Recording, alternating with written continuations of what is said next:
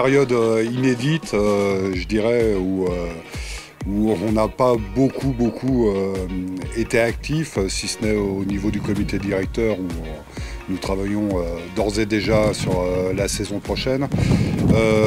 Sinon, les coachs sont en contact avec nos joueurs, avec des programmes d'entraînement à faire chez soi.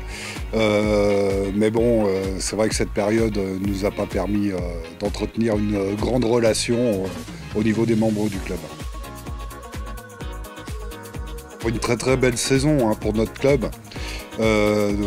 Les filles déjà montent en National 2, donc au 3e niveau national cette année. La fédération a choisi de figer les championnats à la fin des matchs allés et d'autoriser les montées aux équipes premières de leur championnat.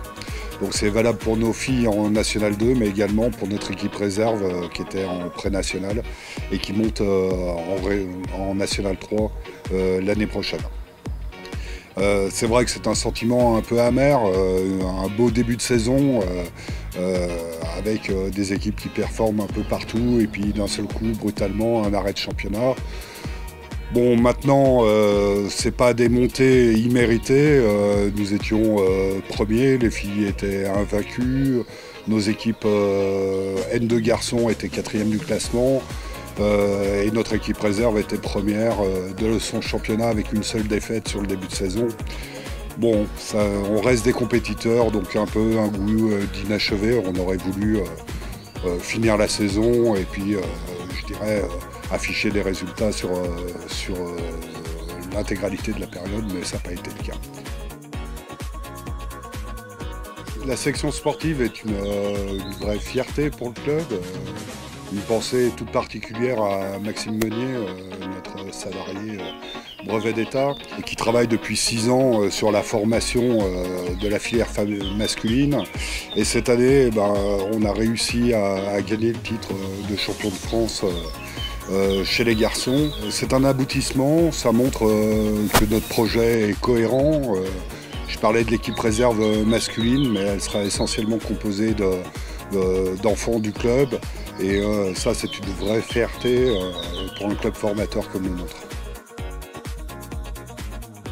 Alors, perspective, c'est un grand mot. Je pense que tout à chacun, que ce soit le monde de l'entreprise et le monde des associations sportives et des clubs sportifs, notre difficulté actuellement, c'est de ne pas avoir de perspective. Nos principaux revenus, je dirais, aujourd'hui sont de 2 niveaux. Les subventions, où on n'a aucune certitude sur l'engagement, que ce soit la municipalité ou l'État, sur la saison à venir. Mais ce qui me préoccupe le plus, c'est le partenariat privé. Beaucoup d'entreprises ont souffert durant cette période et nous ont d'ores et déjà annoncé le fait qu'ils ne prolongeraient pas leur partenariat pour la saison à venir. Donc je dirais peu de visibilité. Bon, après je pense qu'on peut quand même se projeter sur la saison prochaine. Nous avons durant toutes ces années contenu nos dépenses, je dirais, et accompagné notre projet, je dirais, en bon père de famille. Donc voilà, inquiet parce que aucune certitude, mais je pense qu'il faut qu'on avance quoi qu'il arrive. On accompagne ce projet sportif et puis on verra en fonction des différentes annonces et je dirais des semaines à venir si il est possible de pouvoir continuer dans cette progression-là. Maintenant, j'ai choisi avec mon comité de directeur, je dirais, de continuer comme on le faisait chaque année, de construire nos équipes pour les saisons à venir. J'accompagnerai toujours une performance, donc il n'est pas à l'ordre du jour de renoncer à soit une montée, soit un maintien dans une division.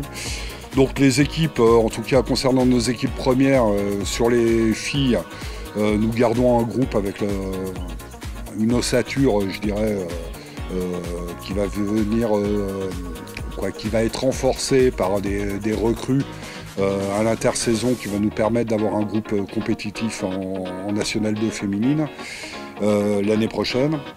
Sur les garçons, j'ai un peu plus d'incertitude. Stéphane Faure arrête cette année, donc nous sommes sur la piste de 3-4 entraîneurs à l'heure actuelle. On devrait finaliser, je dirais, nos accords dans les semaines à venir. Le groupe, quelques cadres arrêtent, mais quelques anciens souhaitent venir épauler de jeunes joueurs.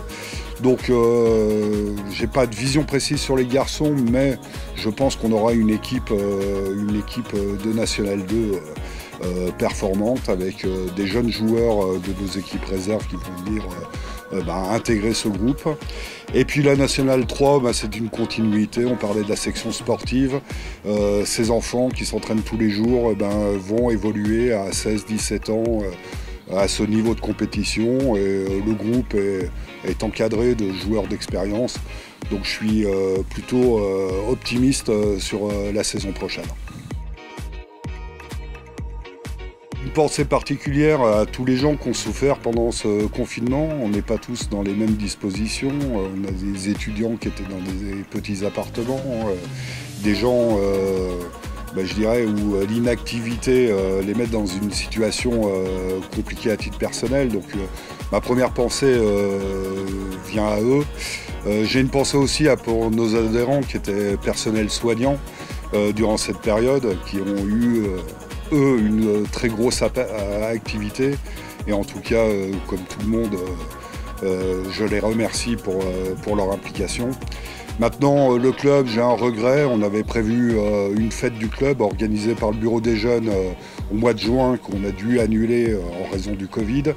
Nous regardons si on ne peut pas quand même l'organiser au mois de septembre, mais ça ne dépend pas de nous, mais surtout des directives gouvernementales et municipales des semaines à venir. Maintenant, ce que je peux dire à mes licenciés, c'est qu'on a un parcours depuis 6 ans qui est exceptionnel, une progression, une inertie dans le club qui ne va pas s'arrêter juste avec cette crise. Il va certainement falloir qu'on change certaines choses et qu'on soit un peu plus, je dirais, vigilant sur certaines dépenses pour pouvoir continuer. Mais je suis très confiant en l'avenir, et une chose est sûre, c'est que l'implication, le travail et l'engagement de tout à chacun nous permettent de conduire nos objectifs pour l'année prochaine, mais aussi pour les années à venir.